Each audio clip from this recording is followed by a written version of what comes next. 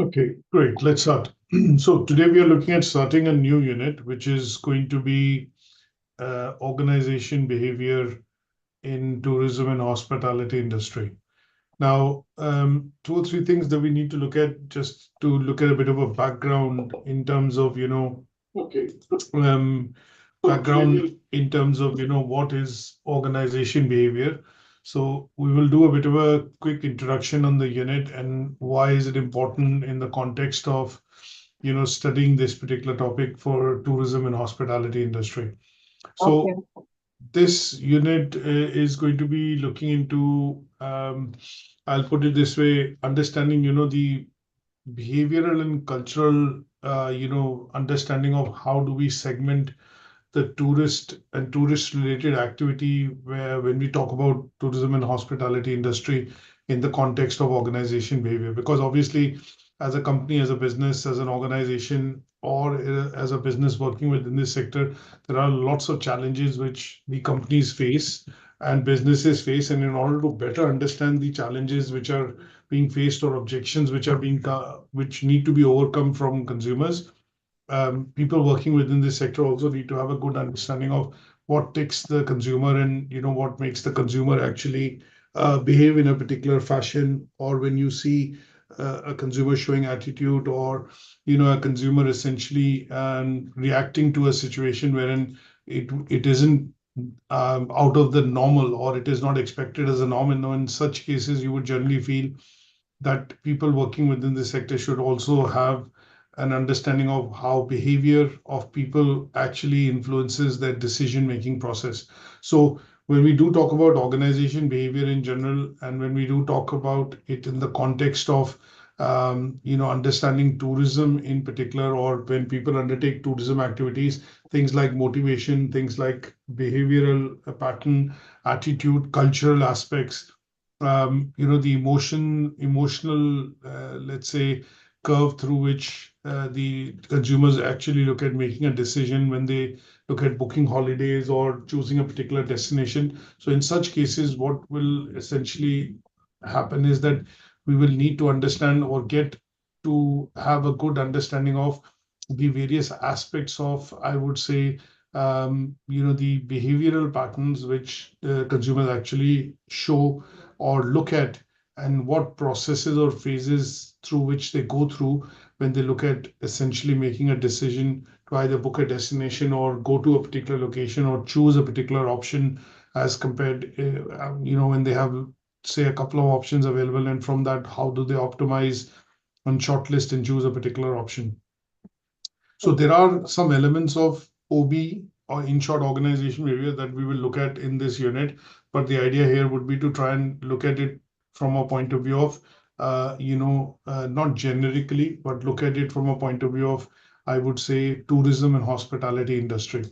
Now, there are four learning outcomes in this unit. So the first, most of them, are focused on understanding. That means you need to look at basically reading and going through them theoretically. There is one learning outcome in particular which says be able to, and this is where you'd be looking at, obviously showing some practical application or examples that would require to be stitched in when it comes to doing the assignment. So four learning outcomes, most of them, the first one that we're going to cover today looks at understanding organizational behavioral theories, which can be applied in the context of tourism and hospitality industry. The second one will be focused on understanding the performance of how international tourism and hospitality organizations, work when they are affected by both internal and external factors. Now, these factors could be factors affecting the business, the structure of the business, or the industry in general. And that is what we'll understand this from a context of putting it into, say, when I say putting it into context, what I mean by that is putting it into the context of not national or regional tourism, but international tourism. So, for example, COVID as a situation, as a pandemic affected international tourism as an activity internationally. It was not restricted to one particular geography. And what did the markets and the companies and organizations and associations or chartered bodies related with this particular sector do to kind of counteract that particular effect of the pandemic. That is what we will, in a sense, look at when we talk about learning outcome 2. The learning outcome 3 talks about being able to evaluate cross-cultural management trends. That means sometimes when you look at situations wherein, if I look at Asia, for example, if I look at Africa, in example, or look at Europe or Americas, there are certain different trends for which, when I say trends, I mean tourism activities that people look at perceiving these places with. So when you talk about Africa, you look at safaris, and that's the point which comes to your mind immediately to say, okay, it's more about adventure tourism, or going and experiencing the nature, or going to safaris and things like that. So that kind of a response, which the geography or a particular location evokes, is related to some sort of I would say background and culture in that particular area. And that is what we'll be looking at understanding in learning outcome 3, that why do we look at understanding the say, for example, the culture of a location, the people which stay in that location, the demographics of it. This is to better orient and kind of target some of the activities, services, products, and services to the individuals which are seeking out tourism or tourism related activity, which could be leisure tourism, destination tourism, different types, and why do people go to that location. So in such cases, we'll be looking at understanding the importance of culture, and then related to trends in terms of how tourism as an activity is developing in that area or in that particular geography. The last learning outcome is focused on basically giving you again a theoretical understanding of what are the international human resources management strategies which companies employ when they look at a workforce in this sector. Now, tourism and hospitality sector in general is the largest employer of people across the globe, in terms of number of people working with it in this industry. It is a service sector. It is an industry which is very closely related to the fact that here the people come in and work and obviously provide specialist services. And in most cases, this sector spends, as per research, the highest amount of money on training its manpower, because these services being provided need to be carefully focused on quality time aspect, and also in terms of it costs quite a lot to provide this quality service, because the reputation of that organization, that company, or that business working within this sector, offering any sort of a product or service to consumers, is dependent on how they provide facilities, and these facilities then, or services, and these then can be evaluated on the basis of quality, time and cost, and how long does it take for this service to be provided. It can be directly proportional to the costs. What is the quality of the service? And again, that can be directly proportional to the cost. So here, the importance of recruiting, maintaining, and obviously training the right manpower who have the skills to be able to work within this sector needs to be looked at. And here the perspective would be to try and understand what are the HR side of things, and how does the HR department in general look at managing resources, because you could be on a cruise ship, you would be providing different types of services, but you might be traveling internationally because the cruise ship sails from, say, Singapore to Bangkok and to other locations, and then comes back to Singapore. So here you would have people who are working across from different cultures. You have people who have different nationalities.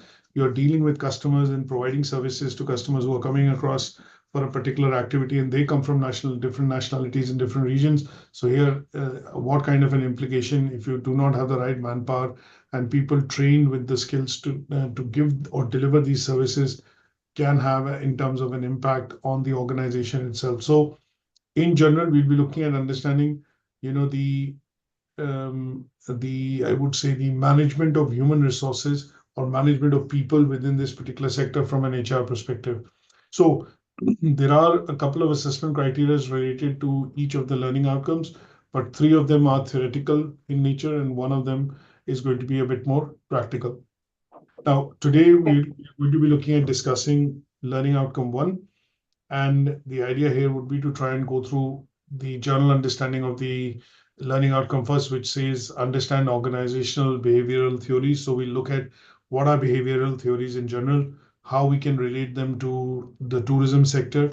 And last but not the least, when we do talk about, these theories in general, how would they be useful, for a student or say for a person working within this sector, specifically applying the implications of it or applications of it in the tourism sector in particular. So let me just switch you over to a presentation, and we will go through some bits of it by looking at, um, going through the learning outcome with a few slides. Okay. So give me 1 second.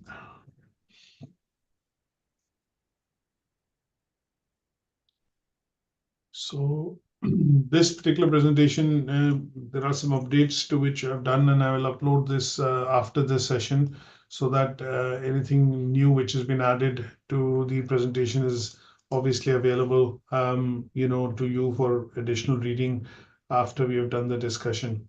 All So right. let's look at the first learning outcome, which obviously looks at, talking about um, the understanding of organizational behavioral theories in regards and their relevance to the tourism and hospitality industry. Now, one of the first things that I want to look at is, let's understand what are behavioral theories.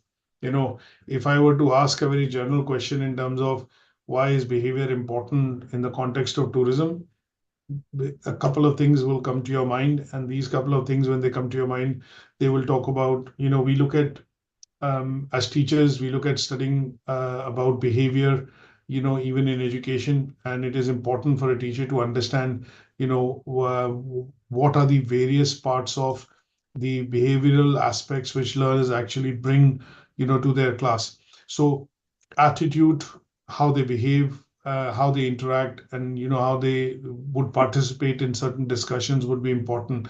And in order to do that, as a teacher, what we normally look at is, we look at the background, the culture, the previous educational background. If they have had working experience, then we look at going into some of these traits and aspects of personality with regards to documentation, to better understand what and how will this individual actually behave given a situation or given a working or putting them into a particular group in the class. Similarly, when I look at behavioral theories, the idea here is to understand what is the scope of understanding the behavior of a person, in this case a tourist, and how would this relate to a branch, I would say, of psychology, wherein the focus would be essentially on to understand how would this help people interact and react to situations when they are making use of some of these products and services within the tourism and hospitality sector. So when we do talk about a bit of a, let's say, I would put it this way, let's say a bit of usability of these theories within this sector, we are going to be looking at understanding how the person behaves, what is it that motivates that person, what is it that the person uses in terms of the decision-making process, and then what are the mental states through which the person goes through, or the how does the environment, say for example, sometimes in a practical situation, if I say, if you were looking at booking a hotel and you were looking at taking a holiday to New York, say for example, in this winter during Christmas, what are the factors which could actually affect you in and help you in making that decision? Whether it'll be cost, whether it'll be the location, whether it'll be the hotel, whether it'll be the time, and the overall things that you have in your shopping list in terms of looking at, does it take this off, does it take this off, and that would essentially allow you to look at making a decision. So the idea of including and understanding behavior in tourism and hospitality industry was actually initially started by John Watson and B.F. Skinner, because they looked at doing a bit of research on the organizational theories, and they wanted to relate it to understanding the psychology of consumer behavior and the decision-making process within the tourism and I would say tourism and management sector. So what they did was they looked at carrying out some experiments. These experiments essentially meant that they wanted to look at situations, and within these situations, what they wanted to understand is what are the various things which are put across as a small paragraph here, help a particular person make a decision. And that decision is in the context of tourism and hospitality management. That means which destination you would go to, how much would you spend, why would you choose that location, what is the mode of transport that you would actually take, how motivated are you to go to that location. And when you look at making that decision, essentially these decisions would be looking at having some commonality with your personality, your attitude, and obviously your expectation and perceptions of how you would actually see this place. So sometimes when we get to hear that, I would say, no, go across to this place. This is one of the best locations to go across to, because it's an opinion that has been shared by your friends or your family members or somebody who is near and dear to you, and they have visited that place. They've had a good, say, experience of that location, and what they're doing is inadvertently actually recommending that location to you while they share their experiences. And this can have an effect on how you perceive and obviously, look at that destination and how does it come into your mind frame for the decision-making process. So you start with the ADA model, which is awareness, information, decision, and then finally, you get into, taking a decision to buy a vacation in that particular, location. So this opinion in terms of I would say, let's put it this way, this experience with somebody sharing with you is actually leading to awareness. Awareness at some stage, would start leading into interest. This interest at some stage would then tend to turn into a desire that, because it has a water park and it's a destination wherein kids can also enjoy. For example, if you're wanting to go out as a family, you would probably feel that this area is affordable. The holidays, I've had some people talk about it in terms of the experience being very good. That then tends to create a desire. And once you have had the desire and you've reached that stage, at some stage in your decision-making process, you would take that action and that would convert into a decision. And that is what most people are interested in understanding when we look at the study of, consumer behavior theories in the context of tourism and, hospitality management. Now, one of the things that we look at in particular is the PLOGS model. Now, this PLOGS model, was initially proposed by Stanley, who was one of the persons who essentially did a research on this particular model. And this particular model essentially is related to the motivation of why the tourist, or why a person who is looking at traveling and at some stage looking at making a decision to travel to a particular destination, and what is the process through which that person goes through while making this particular decision. So this PLOGS model that you look at, is a model related with motivational side of theories, and is a framework which is widely accepted now. It was initially proposed in the 1970s, and a lot of studies have been carried out in regards to this particular model. And what it has done is, finally, it has actually divided the tourist into two broad categories. One category is called allocentric, and the other is called psychocentric. So these two categories, and why do we people, I'll put it this way, why do people fluctuate between these two categories? Is because when you look at allocentric destinations, they tend to be what are called adventure destinations, or destinations which are exotic destinations, which people would want to go to and have a different experience. And here, the decision making typically tends to happen because you have no knowledge, you have not been to that location. You generally have a positive opinion in terms of how the location would turn out to be because you've heard about instances. And in some cases, you are also, it aligns with the personality aspects or traits of you being, as a person wanting to try out, say, for example, like, or experience newer cultures, newer locations, and you prefer to go to a location which has some sort of a cultural background, and that is where the tourist is termed or categorized as what is called allocentric. Psychocentrics, on the other hand, tend to be, familiar destinations that you would want to go to. And these destinations usually would engage the tourist in what are called certain type of activities. So when I talk about let's put it this way, when I talk about say package tours, or when you go across on holidays which are all-inclusive holidays, in such cases people are looking at not taking the risk of going to a location for the first time, but in such cases what they're looking at is going to a destination wherein they do not have the fear of the unknown. They know that they have been to that location earlier in some cases, and in some cases they want to essentially go to something, an experience wherein they would also be able to do a number of activities in a very, let's say, you don't take a risk. You go to a conventional location wherein you would want to do a lot of conventional activities which a lot of other people are doing, and that is why you'd be termed as you'll pick that location up because that location is something which is dependable. You cannot go wrong with it.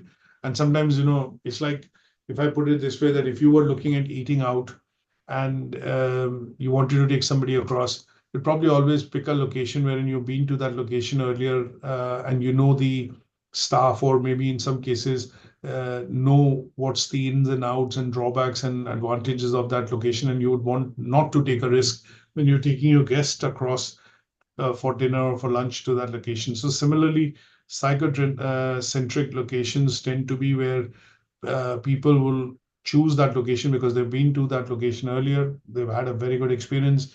They know the ins and out and the traps, or their expectations from that location, and this tends out to be what is called, mostly when you look at taking out what are called package holidays or all-inclusive holidays, wherein you're able to not just go in and rest, relax, but also engage in tourism or leisure-related activities in a particular location.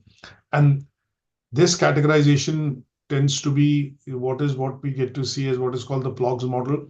And there are two categories of it. Now, we look at studying this particular model because it helps us understand the motivation which a person might have when they look at booking holidays, or when they look at choosing a particular location when it comes to holidays for leisure, business, or for pleasure.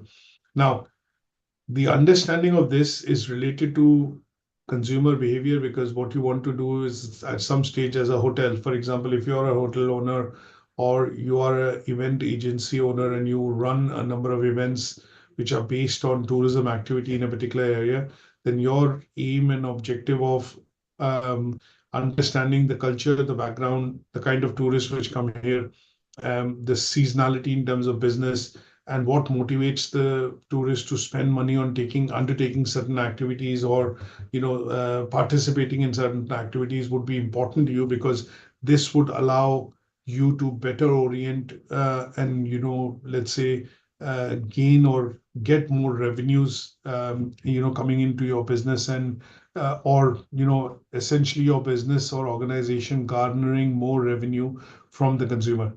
So when we look at these two views, allocentric and psychocentric, what we are looking at is people choosing between an exotic location or choosing a packaged holiday or a fair destination that they are aware of. And this can have, this understanding to a certain extent can give you a good amount of insight into the person, the personality, the reasons why they are making this particular decision, and that would help you to kind of, let's put it this way, uh, cater to the requirements of that tourist, and that is why this particular model over the years has become quite important. This model relates to what is called this demographic segmentation model when we do study it in the context of marketing. So you have four types of different consumers. And what you do is when you talk about segmentation in general in marketing, when you look at targeting and positioning your services, what you normally look at is segmenting the user into, four different types. And that particular model, if we were to relate to with regards to something which we can do in the context of tourism, would essentially be looking at the demographic segmentation of target consumer. And that would include segmentation on the basis of demographics, geographic, location, psychometric, or psychographic factors, and last but not the least, behavioral factors. So PLOG's model, in a way, is a model equivalent to that particular model in marketing, where we talk about the STP segment target, segmentation, targeting, and positioning to better provide these services to the consumer. So that's the background in terms of why we want to look at understanding the behavioral side of things, from a point of view of tourism activity, because it helps you as an individual, as a business owner, or as a organization working within this sector to try and understand how do we categorize the tourists. And these categorization, some of them say it's a two category model, psychocentric and allocentric. The third category in the middle is called mid-centric. That means that consumer can be undecided. And then when it is undecided, the marketing, promotional messages, communication is using the consumer, is basically sending out messaging or communication to the consumer in order to either move them to what is called the psychocentric or move them towards the allocentric side.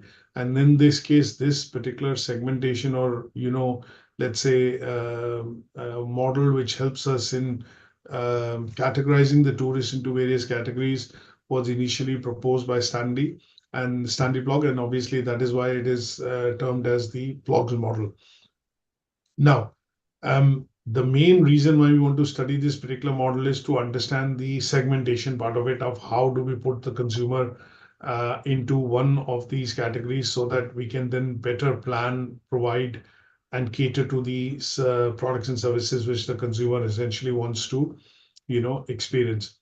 Now, in addition to this, what we also want to do is understand to a certain extent consumer behavior and how the consumers essentially look at behaving when they look at buying some of these products and services within the tourism and hospitality sector. So there's a video that I've shortlisted, which is a 12-minute long video. I'm not going to play it on the session today, but this is something, I've got the URL here. This is a video that you need to watch. And this video will essentially explain a bit more into why studying the behavioral theories is going to help us to understand and segment the consumer in the context of tourism and hospitality sector. So Okay. a good video to watch. There are a number of videos that you can look at on YouTube. Some of them tend to be even hour long because they're lectures, but this one in particular should be allowing you to clearly understand, the context of consumer behavior in relation to, tourism. So it'll cover things like definition of consumer behavior. It'll also give you things like what factors can influence consumer behavior when we talk about consumers in the context of tourism. What are the various types of consumers within, and that is where the mention of PLOG's model will come in. The stages through which the tourist, or in this case, the consumer, which is termed as a tourist, goes through in actually making the decision-making process. And then at some stage or the other, the quality of service that we talk about, the Servicall model, it becomes the most important, because what brings you back to that destination or that hotel or that location or that event or that particular activity that you carry out is all dependent on what kind of service that you receive, what is the quality of service that you have received, how you perceive it, and why do you think that is something which is invaluable, and that brings you back to that location. So a lot of event companies, a lot of organizations within this sector focus on this aspect of the role of service quality in helping the consumers get a very good experience, and that consumer experience that they are able to get by staying in a hotel, by using some of the services, helps them give a very good feedback to say, as a customer, I'm quite satisfied with the services I've received. It was value for money. There are different ways in which how consumers can actually term and put this across. So if you went on a holiday and you booked a hotel, say, sticking to the example of New York, you went to New York and you booked the Four Seasons Hotel, say $700 a day. and you spend that money and you didn't get the service, you'll probably never go back to that hotel again because you've not had a good experience. So the reason why it is so important to understand what is the motivation behind why did you book such an expensive hotel. For some people, it could be very expensive. And if there was a reason behind why you had booked that particular hotel, you could have, say, for example, membership points or membership for that particular group. You could have bought some sort of a membership, which could be a timeshare membership, which allows you to visit certain hotels like Four Seasons across the globe.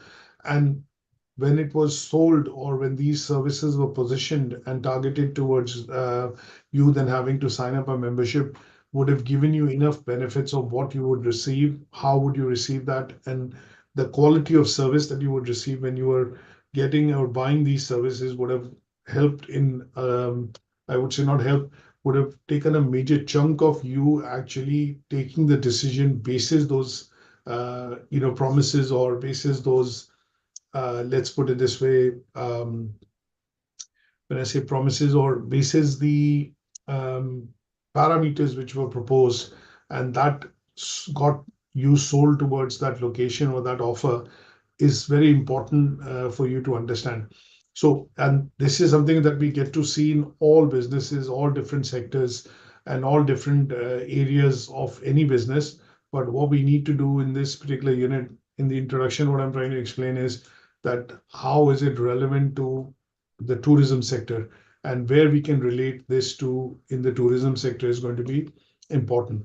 Now, in general, when we talk about, say, for example, behavioral theories, there are lots of them that we can look at from a context of um, tourism or in general consumer behavior. These theories would be divided into what are called, motivation theories, because what we want to be able to do is what motivates you to go on to a vacation or book a particular location or a destination, and what is the criteria, decision-making criteria or the matrix that you go through when you do this as a process. So when we do talk about a lot of these organizational behavior theories in the tourism sector, what we are looking at is understanding what the individuals, in some cases, it could be groups which are going in, let's put it this way, when you take a package holiday or when you go in a particular group for a particular activity or a holiday, the groups would look at behaving, taking decisions in a certain way. What are the factors which would be influencing these decisions? What are your expectations as a consumer when you book that activity? And overall, how would it, let's say, motivate the user or consumer in this case to actually go in and sign up for that particular activity?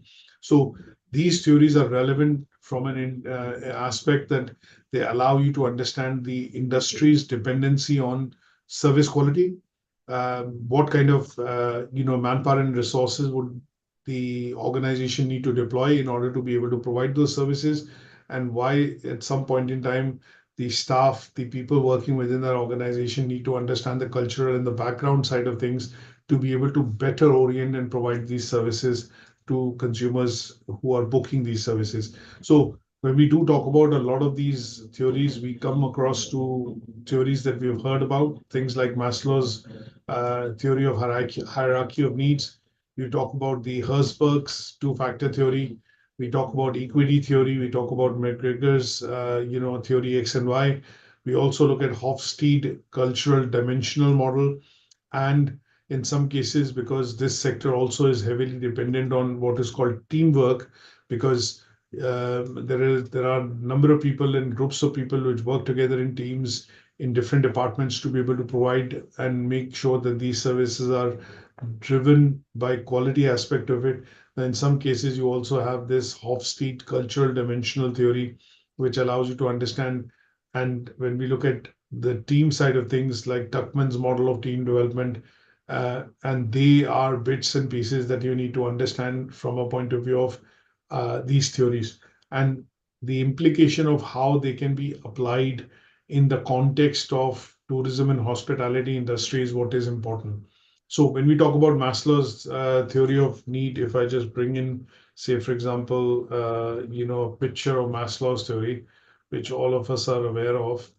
So, in the context of tourism in particular, so if I bring this across, this particular theory, was proposed in the 1950s by Maslow. And, what he did was he basically looked at there are five basic needs of, any consumer. So, and in this case, when I do apply it to tourism and hospitality sector, I will say the word consumer. But generally, they said that every man, every human has five different types of needs. And as long as the employers and people who employ people within organizations, businesses understand these five different needs, they are able to recruit and, let's say, make the person motivated to work within the organization. So they start across with psychological needs, safety needs, social needs, and then it's a pyramid that he proposed, which is self-esteem and then self-actualization. So psychological needs tend to be needs which are which are what are essentially called the basic needs. And these basic needs tend to be needs related to, food, water, shelter, clothing and things like that. So when people look at working within this sector, sometimes you would see that staff and employees would have the basic needs of why they are looking at working within this sector. And these needs, in terms of earning a living, providing or saying, if I put it this way, providing bread and butter or bringing bread and butter to the table for the family, they will all be a part of psychological needs. When we talk about safety needs, we are looking at, personal security, job security in particular. You're looking at employability, you're looking at training side of things, and you're looking at, in a location when you work, that location will have health and safety aspects of it being met so that you are not being put in harm's way. So in such cases, they tend to look at the second level of needs. So after psychological needs or physiological needs, sorry, are fulfilled, then we look at safety needs. Similarly, we go to social needs, which are more of love and belonging, in the sense that people here want to look at, if they like the location, if they like the organization, they want to work, they want to create friendships, they want to look at making relationships, they want to look at the sense of connection with other employees and colleagues when they work within the organization. And that allows them to, move up the ladder in terms of other aspects of promotional aspects or working within their career to be able to move up the ladder. And the implication of this theory in terms of understanding the consumer dynamics is important within the tourism sectors, and that is why we look at the Maslow's theory, of hierarchy, and that is where this thing, is related to understanding the behavioral aspects of consumer when you do look at it in the context of employees and customers.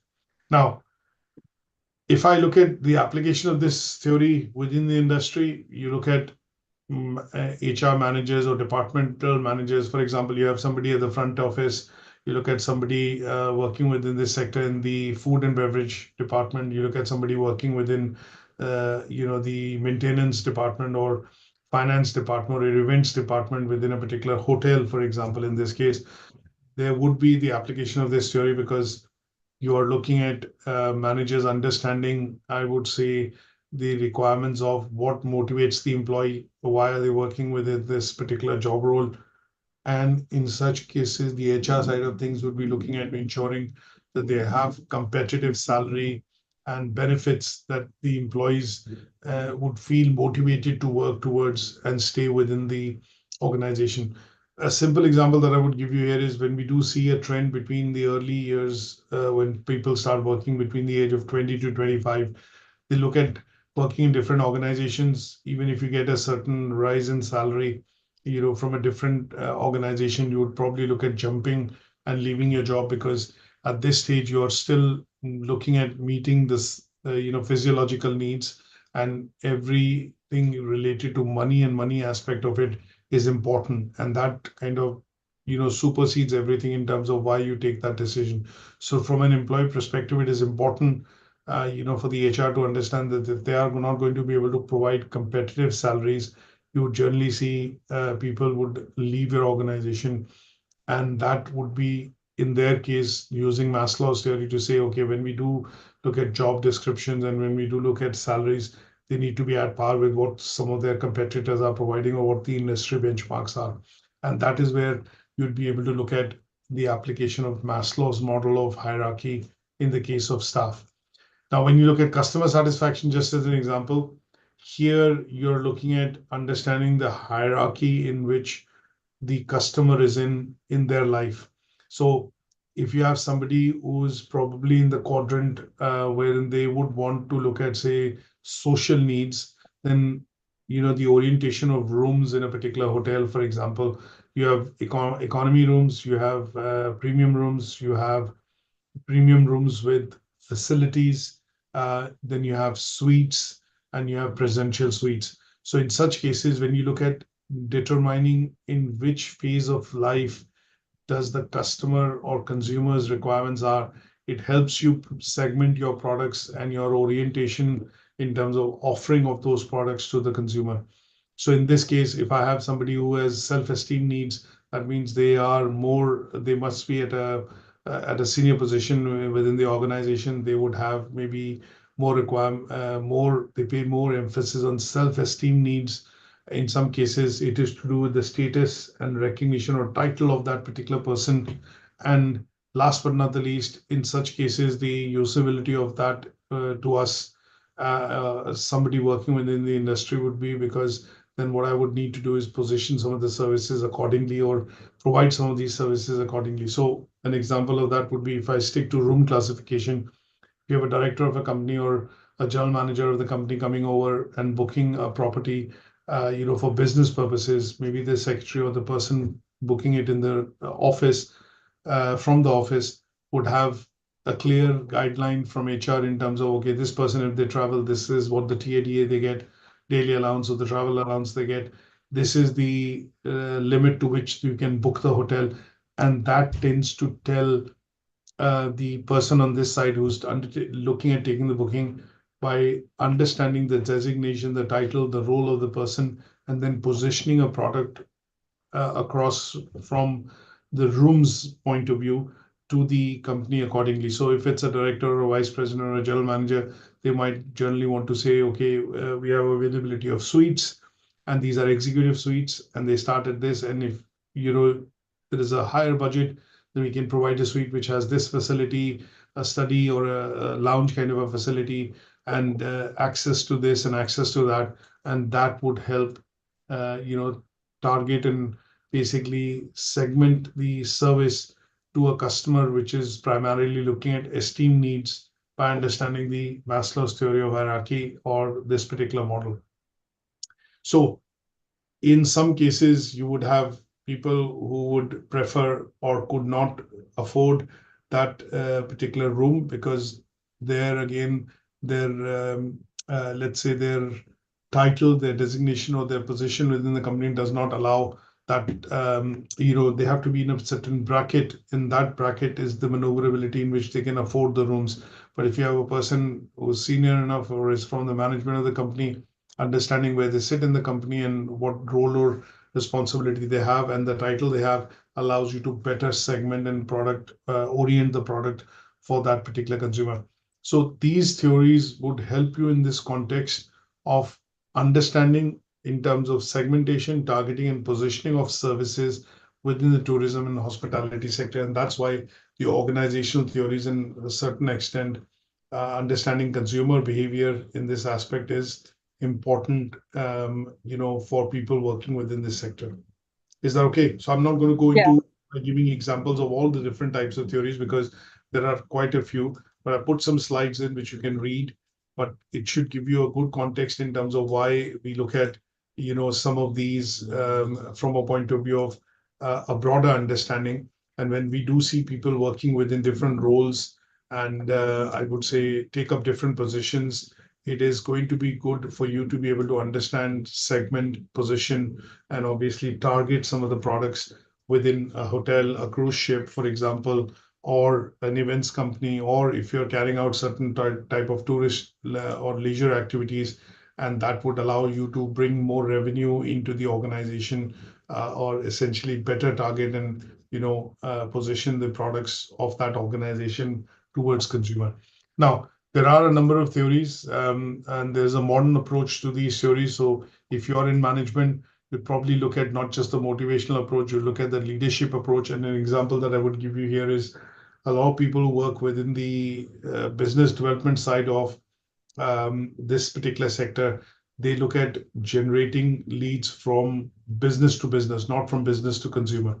So in such cases, having contracts with organizations to do a corporate tie-up, to say that, okay, sometimes when, say in our case, obviously at UK Versity, we have a tie-up with Premier Inn and Travelodge. So if we do have employees which are coming in to Manchester to attend trainings or be a part of certain events that they have to travel sometimes to other locations, we get an access to a rate or a rate card from these two locations, or let's put it this way, hotel chains, wherein we get a preferential rate for our employees going in and booking, which is done, say, from the head office. So in such cases, when we look at the leadership side of theories, there would be somebody in the organization which essentially would be driving this, rather than every time book a hotel, book a location, and get into that negotiation process or go through that process again.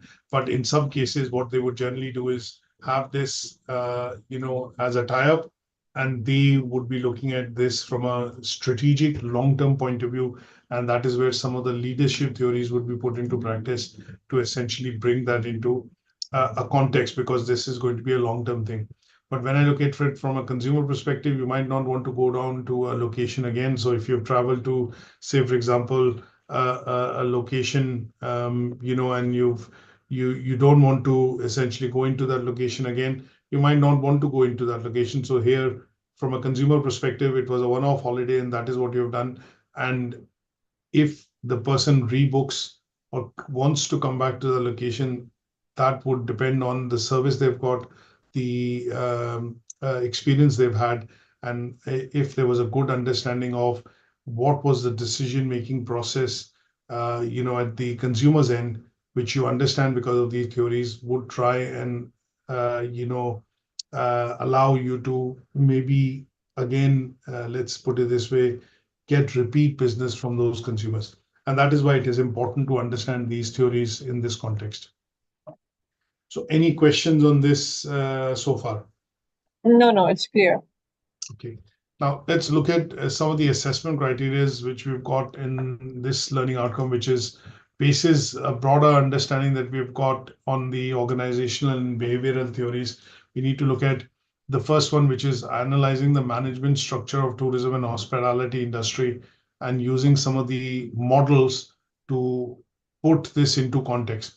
Now, like any organization within this sector as well, you would see that within a business, you would normally have some sort of a hierarchical model playing out in the organization. Now, why is the hierarchical model there, or some sort of a model there in terms of understanding where you work, what roles and responsibilities you have, and obviously where is the decision power centered. And in some cases, if there were problems, issues that arise, then how would you go about solving those problems and issues from a employee perspective? So here, what we need to also understand is what kind of different structures can actually play out within the organization in the context of tourism and hospitality sector. Now, when I look at organizational structures, there are lots of different types of organizational structures. You have a flat structure, you have a horizontal structure, you have a matrix structure, you have a functional structure, and then there are structures which have come across primarily, from a context of 21st century. So when we look at organizational structures, we can typically have a network structure, a combination of functional and matrix structure. So they can be different types. But what we want to understand in our case is what could be the best structures that could work in the context of tourism and hospitality sector. So let me try and bring across an image from Google, which hopefully should carry, most structures that we want to see. So the reason why we want to do that is ultimately we want to understand where and how, for example, these structures can help the organization run more effectively. It can make the organization more productive. And when issues or problems are faced, then these structures And structures means people placed within the hierarchy of the organization are then able to make the right set of decisions, which could either enhance the customer experience, solve that problem or that issue, or last but not the least, in some cases, essentially create a customer delight, because if they faced a problem and that was immediately solved, then that meant that within the organization, people understand what they can do. They know who are the right people who can make the decision, and that quicker, faster, efficient decision making helps resolve a particular issue or a problem in the organization. Now, what I brought across as an image is the various types of structures that we normally get to see in the modern classification. And these are tending to be hierarchical structures wherein you have, for example, people working in the front end, then you have somebody in the middle management, somebody in the senior management, and somebody on the top who can override or, obviously override any decisions or have total authority. Then there are flatter organizations wherein the structures are such that front-end employees have access to the management. There are not many layers in the middle, which means decision-making process sometimes can be more efficient and quicker, because here in it could also be a smaller organization, which means that the people in the front end who are dealing with consumers also have access to the management should a situation arise wherein they would need to make or get a quicker decision. You also have structures which are basically flat arches, holocratic organizations, which are large organizations having geographic structure. The geographic structure within that would also have a functional structure or a hierarchical structure, and then within that you would also have a flatter structure. A simple example that I would give you is, if you consider Hilton Hotel at a particular location, if the hotel is large enough, it has, say, 200 rooms, you generally see there are also departments within the hotel. But within each department, if it's a business, if it's a hotel in a busy city and generates a lot of revenue, you'd also see that within the events department, there'll be a structure. There'll be somebody who's a director of events. Then you'll have sales managers. You'll have various other staffs which work within the department. You have restaurants, for example. You have food and beverages. You have operations. You have front desk and administration. You have finance. You have marketing. So that is a large organization in the sense that there are maybe 300, 400, 500 people working. And in such cases, you generally see that the organization is self-sufficient to run as a business unit itself. And in such cases, that structure, which is a holocratic structure, that means it has a combination of a lot of structures because the number of employees are huge and the organization itself generates a lot of revenue, serves diverse kind of customers, would mean that they need to be self-sufficient in a way, and you would generally find all different types, of structures within that organization. So there's a modern classification of it, but generally, when we look at organizational structures and how management organizes people within the organization to be able to cater to services, you would normally see 5 or different types, and some of them could be a combination. So you have team-based structures, you have divisional structure, you have network structure, horizontal oblique flat structure, matrix structure, functional structure, and hierarchical structure. Now, having a good understanding of what works within the organization and what structure is useful to keep the decision-making process flowing is what we need to understand and put this into a bit of context when we talk about, the first assessment criteria. Now, there are 2 in particular that we want to look at. One of them is the Mintzberg organizational theory, and the second tends to be, the matrix structure. Now, if something, for example, does not work or does not happen, then obviously there are contingency plans which all organizations put into place, and these tend to be dealing with all sorts of problems which can be thrown up because that structure or that particular bit isn't working as far as the organization is concerned, or for example, the functioning of the organization is concerned. Now, when we do talk about the Mintzberg structure, what we are essentially looking at here is that this structure basically divides the organization into 5 generic components. So there's an operating core, which is the core in terms of the main people who work within different functions. There's a middle line, there's support staff, or I would say any sort of people who are in the supporting role. There's a technological structure or an IT support, and then you have the management at the top. Now, when you do look at these kind of structures within the organization, here what we are looking at in general is going into detailing of. So if I put it this way, it will go into detailing of, um, essentially dividing people into the organization on the basis of the work and the importance of that work or the role that they carry within the organization. So this is generally differentiated into three dimensions. So you have the operating core, you have the middle management and the top management, but you could generally also have this bit being, divided in this way, because what is important at some stage within the organization is to get things done or get things moving. And that is why this particular structure, is what you get to see within most tourism and hospitality organizations. So if we were to go into a bit of more detailing on this, what we would essentially do is look at three categorizations. And these categorizations in general would look at the strategic apex, which is where the top or the senior management sits in order to make decisions. You have the middle management or the middle line, the managers who basically take care of more or less most of the operational activities. And then the operating core, which are people who are involved in delivering these services to the consumer.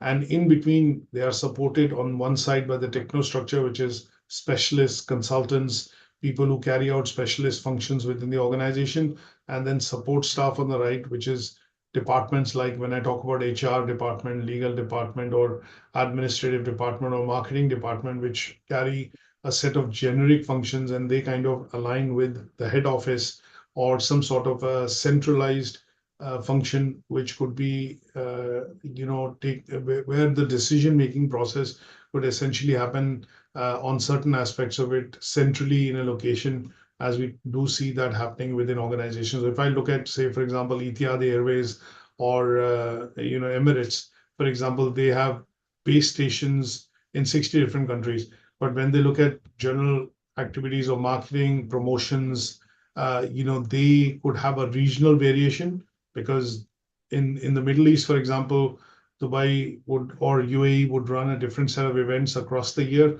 and they would have some promotional campaigns going out to the countries or tourist or travel operators, in and around that area. But when we look at promotions which are run by a base, which is the regional office in the US or in Far East, they would generally, have different set of priorities. And in such cases, they would be, the organization there would be making decisions which are good in that context of that geography. But because some of these airlines do not have regional hubs, they all go back to their bases in where they are. So, for example, if I look at Emirates, it all goes back to Dubai.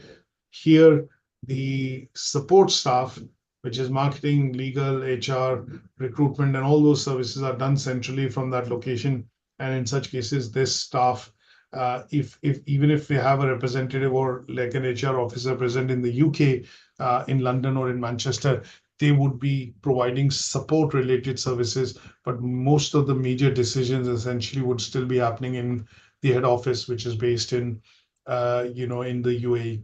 And that is what you get to see when you talk about, this particular, application of this particular model within, the tourism and hospitality industry. So here, the idea is to understand that sometimes when organizations have, um, let's say, they have international operations. Here, the structure which might work best for the organization would be the Mintzberg structure, because it will help the organization organize its activities into three core parts, with the consultants or experts, or I would say specialists providing the techno structure side of support, as well as the support staff providing support functions, which are going to be seen as finance, legal, HR, and marketing side of things. But the core operations in terms of customer service, the ground staff, the pilots and all, and along with that, the management side of things and the day-to-day staff, which is running these activities, would be more important for the provision and obviously providing of these services to consumers. So that is where you would need to apply, and understand various structures that could be present within this sector or within a particular organization within this sector, and apply one of the models to basically show how this would be relevant for that organization. Is that okay? Yeah. Yep. Then I've taken a bureaucracy model, we've taken a divisional form model, a matrix structure model, and you could apply any such organization's example to cover that part, which will help you understand why and sometimes why an organization would have a flat structure or a matrix structure or a first functional structure. And that would be the best model in which the employees, staff, contractors would understand their roles and responsibilities, will be able to teach. Say, for example, in my case, when I look at the teaching side, obviously we have teachers, we have administrators, we have course coordinators, we have recruiters, and they know their function and they know their importance within the organization. And the organization is the way the roles are organized within the organizational structure helps to run it more effectively and have productivity and efficiency and not a lot of waste in terms of time, energy, and effort, or which is all related to money, is what the structures help the management do within the organization. And that is why any particular organization, if it's small, would have a flatter structure. If I generalize it, at some stage, if the organization and the business becomes a small, medium enterprise, employees go across from 50 to 250, you'd normally see a hierarchical structure and a functional structure coming into place. And if the organization has international operations, many locations, for example, or if there are many businesses of that organization, say, for example, Hilton might run different types of programs. So it might, or I'll take another example. Let me take an example of, say, Jet Airways, Jet Holidays in the UK. So they have their own airline. They operate their own airline. They have their own tie-ups with hotel or properties across various destinations. They obviously have their holiday packages. And then because the business has different, it's all within the tourism sector, but they have different activities that they carry out within the tourism sector. Here, the structure of the organization, what is the best structure for the organization to have, where the employees understand their roles and responsibility, it works productively, there is no wastage, it brings efficiency into the structure and the workings of the organization. That is where the structure part of it comes in. And in such cases, the management sits and decides what is the best and the optimal structure for the organization to have. And that would allow this structure to work and help the organization and the employees to work and offer these services to consumers in a most simple yet effective and productive way. And that is what you need to do in this first assessment criteria, which is to understand the management structure of tourism and hospitality organization and using different organizational structure models. So I've taken a couple of examples in the slide that you can look at, and that is where these slides would then help you pick out different examples. So in one case, I've taken up a hotel chain. In one case, I've taken an airline industry example, and that allows you to cover this particular assessment criteria. Now, let's go across to the assessment criteria 1.2, which says evaluate the objective of tourism and hospitality organization. Now, if I look at that, I run a business, or if I have, say, for example, a company within this particular sector, what are the main objectives of that organization? What is it that you end up, providing in terms of a service to the consumer?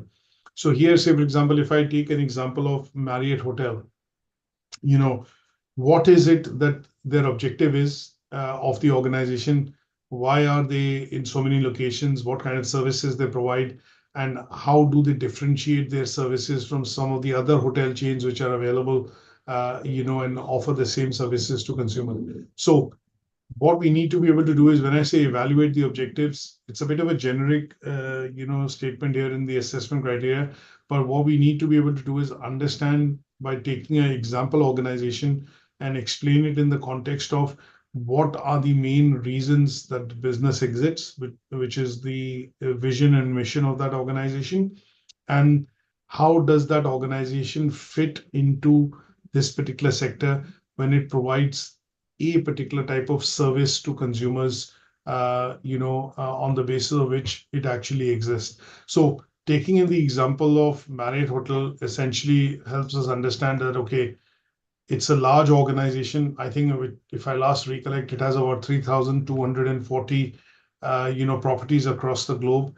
It is a property. Some of their properties are in the premium, very premium, have a very premium positioning essentially, and their main aim is to provide, residential or stay facilities because they're essentially a hotel chain. So they have different properties across different locations and destinations across the globe, and their main aim is to provide staying facilities to consumers who come into a particular location for the purposes of leisure or tourism. Now, their main objectives at any given point in time, if I was the owner of Marriott Hotel, would be that because I have so many properties, I need to look at cost optimization across some of these properties.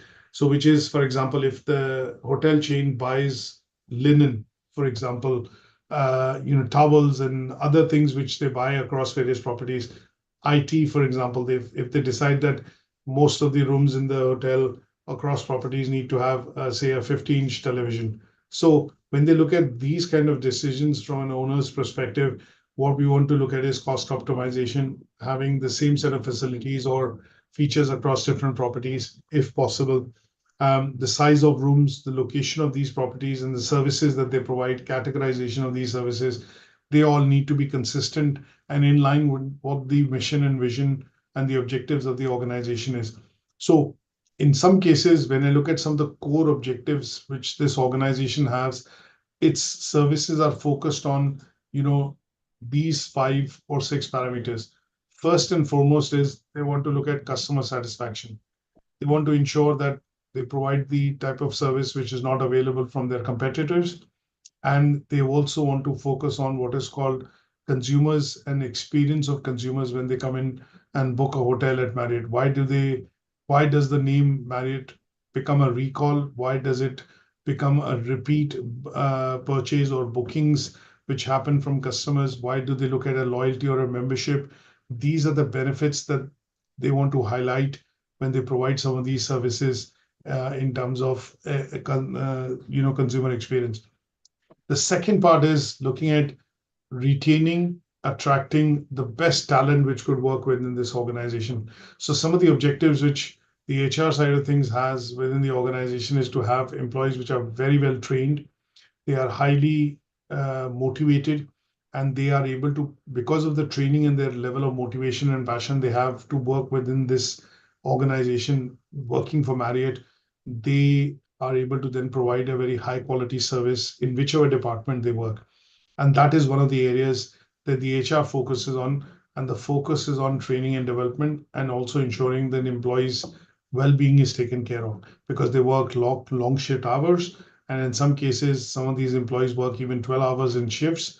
They want to ensure that there is a certain amount of system which works, which is a rota system, for example, which works within the organization, which allows employees to work for 2 days consecutively, take a 2-day off, then work a day, then take a day off, and they are able to complete the number of hours that they are assigned or contracted for, and they feel fresh, they feel rejuvenated, they feel they are energized to be able to come back and work in their jobs because of the long hours in every department, when people work within the organization. So some of these objectives, you would have to go back. If you pick up another organization, for example, Hilton, or you pick up, say, for example, a destination organization with Thomas Cook, for example, which again has lots of different services that it's provides to the consumers at each stage of their holiday or leisure or whatever they are doing, traveling for business. You would need to look at some of their objectives and see why these objectives justify the organization being in the hospitality sector. and that is what is required to be covered within this particular assessment criteria. So evaluation of the objectives of the organization, which is present within the tourism and hospitality sector, and how they are oriented to better provide these services as against their competitors from various aspects. It could be employees, it could be customer experience, it could be corporate social responsibility, their financial performance or aspect of it, and then how they can do this by reorienting or differentiating these services vis-a-vis competition is what you need to discuss in this particular assessment criteria. Now, there could be some aspects of the organizational theories that you can bring in to underpin, the requirements of this particular, criteria. So in this case, in the case of Marriott, the service profit model, is a model which essentially looks at, being used within the organization because it helps create a balance between what service the organization provides, but at the same time, the drive towards achieving quality, cost, economics, and also customer satisfaction, is balanced using this particular model. So you might want to look at seeing the applicability of this particular model, from a context of, how this can be applied within the organization. And that could be, you could start up with, and at some stage, then look at explaining it with an example organization. And that would help you to, I would say, convincingly cover this particular assessment criteria. Now, again, so couple of factors which I've looked at in terms of the points that I've made, and what I've done is I've related them to the theory. So when we talk about, say, for example, customer satisfaction, it is related to the service profit chain model. When I talk about employee engagement and development, we look at the motivation theory of Herzberg, which is factor X and Y. Then we talk about, say, sustainability and corporate social responsibility. Here, I've related it to the CSR theory. And then in the real world example, what you've done is given some examples of how they are helping to sustain and, let's put it this way, carry out the operations which are more ecologically and planet friendly. Things like sometimes when you get to see the signage that you go into and book a hotel, it says only give your only put the linen for washing or replacement if you do feel it needs a replacement, because they then put some message across in the toilets and in the en-suites to say, using it for 2 days would help so much conservation of water, or would help in so much conservation in terms of reduction of carbon footprint, because this is all being used. And, if you're looking at energy usage requirements from a consumer perspective, this is what it'll help conserve when you use less water and less electricity. So a lot of hotels, when they have that card system, when you get into the room, you put that card into the slot, it switches all the electronics, everything on. And when you leave, you take the card out and it switches everything off, helps in conservation of electricity or, energy requirements for that hotel. And that is meeting, the CSR objectives of that particular organization. So taking a couple of points and then relating it to maybe the theoretical part of it, and then stitching it with the example would help in the thorough evaluation of, the objectives of an organization working within this sector. Is that okay? Any questions on this? No. All right. Let's go across to the third assessment criteria, which basically looks at saying critically evaluate how well the structure of an organization helps in achieving its objective. So the first part that we've studied different structures, what we need to be able to do now is critically evaluate it. That means we're going to talk about pros and cons, advantages or disadvantages, benefits or disadvantages of a particular structure by picking up an organization, and then looking at whether this structure, why this structure is beneficial to that organization and how it helps the organization achieve the objectives, because the structure is working well, or it helps in better understanding of roles and responsibilities.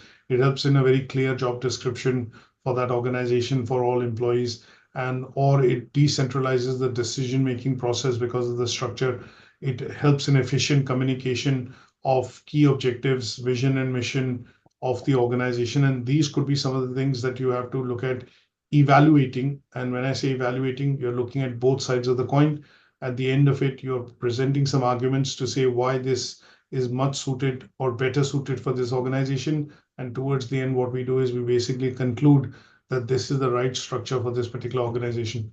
So what I've done here is taken the example of Hilton Worldwide, which is a hotel chain, and I've started off with a bit of an overview of the organization to say how many properties it has, what are the various types of properties that is acquired over the years and have been brought under the banner of Hilton Hotels or Hilton Worldwide, and then what are the key objectives and how it differentiates itself from some of the other major hotel chains across the globe. So if you have Four Seasons, you have Marriott.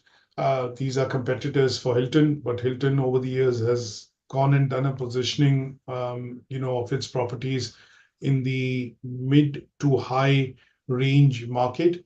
And Four Seasons, if I look at, is the top range, and Marriott again is looking at mid to high range, wherein they look at they don't have what are called economical rooms, or in the UK when we look at booking a hotel in or a room in Marriott or Hilton, you're probably looking at paying slight amount of premium.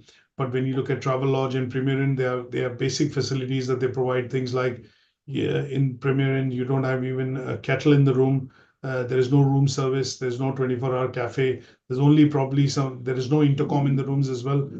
So these are very basic B&B kind of facilities or locations. But when you go up to the Travelodge, they have slight bit of differentiation. When you go up to Marriott and Hilton and Four Seasons or the Waldorfs, as we call it, they would have differentiation in terms of star ratings, like 1 star, 2 star, and go up to about 7 star. And that is what we need to look at going into details when we talk about this particular assessment criteria, because it talks about critical evaluation. So here we'll put what we've learned in terms of the structure in assessment criteria 1.1. So talk about the structure part of it, and then also talk about the organization part of it and the objectives part of it, which we have done in assessment criteria 1.2. So both of them being brought together, and that is what would help cover this particular bit. Though a bit of repetition, I don't know why they put it, but it is a amalgamation of assessment criteria 1.1 and 1.2, wherein we talk about both the structure of the organization, and the second one, the objectives of the organization, and evaluated whether the structure and the objectives of the organizations are oriented in such a way that it allows it to deliver services, it allows it to deliver quality services, if I put it this way, and at the most cost efficient and a productive manner, thereby allowing it to create great customer experiences in terms of whatever services they offer. Because we've stuck to a hotel as an example, so obviously I'm looking at the hotel properties essentially providing a good or a pleasant staying experience when people travel for leisure, tourism, or business activities. Is that okay? Yeah. And then you can choose different factors across which from assessment criteria 1.1, 1.2, for example, in the criteria 1.2, we looked at financial performance, we looked at employee motivation, we looked at corporate social responsibility. You could look at relating some of these criteria to say how the structure of the organization essentially helps the organization work in a more efficient and a productive way, thereby differentiating its services from competitors, and also creating a good customer experience, which allows them to get repeat business through loyalty schemes or other types of schemes from its set base of customers. Is that okay? Now, put two additional readings. One in particular, an article which is a case study of tourists' intention to visit a particular destination, but obviously the COVID pandemic affecting, in tourism in Indonesia, in particular Bali. So this is a good article for reading. And then the other is the PLOGS model of allocentric and psychocentricity, because this is an important model as far as understanding the segmentation and categorization of consumers are concerned in context of any sort of activity that you do or work within any sort of department within this particular sector. It is always good to understand the segmentation of the consumer and how does that segmentation affect the decision-making criteria. So this is a good article that you can read which is talking about Plog's model of allocentricity and psychocentricity. Okay. And I will put the updated copy of the presentation on Moodle, and we'll catch up next week. It'll be Wednesday and Friday, not Wednesday, yeah, okay. Wednesday and Friday. So we'll meet up, and if you think of any questions or if you have queries, please feel free to send me on the email. All right. Thank you. Thanks for joining.